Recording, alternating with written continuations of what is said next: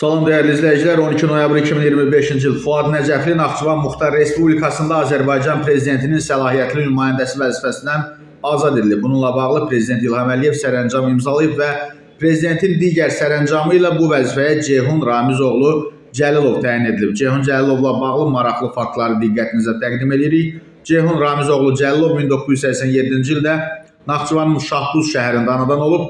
2009-cu ildə Azərbaycan Dövlət İqtisad Universitetinin Beynəlxalq İqtisadi Münasibətlər ixtisası üzrə bakalavr, 2012-ci ildə magistratura pillələrini bitirib və 2013-cü ildə Böyük Britaniyanın Essex Universitetinin Maliyyə ixtisası üzrə magistratura səviyyəsini başa vurub, ardınca İmtiyazlı İdarəedici Mühasibatlar İnstitutunda strateji idarəetmə səviyyəsi üzrə təhsilini davam etdirib. Ceyhun Cəlilov 2011-13-cü illərdə Azərbaycan Respublikası İqtisadi İnkişaf Nazirliyinin beynəlxalq təşkilatlarla əməkdaşlıq şöbəsində, 2013-2021-ci illərdə isə BP Kaspian şirkətinin Maliyyə Departamentində müxtəlif vəzifələrdə çalışıb. 1 mart 2021-ci ildə Dayanıqlı və Operativ Sosial Təminat Agentliyinin İdarə Heyətinin sədrinin müşaviri, 13 avqust 2021-ci ildə isə İdarə Heyəti sədrinin müavini vəzifəsinə təyin edilib.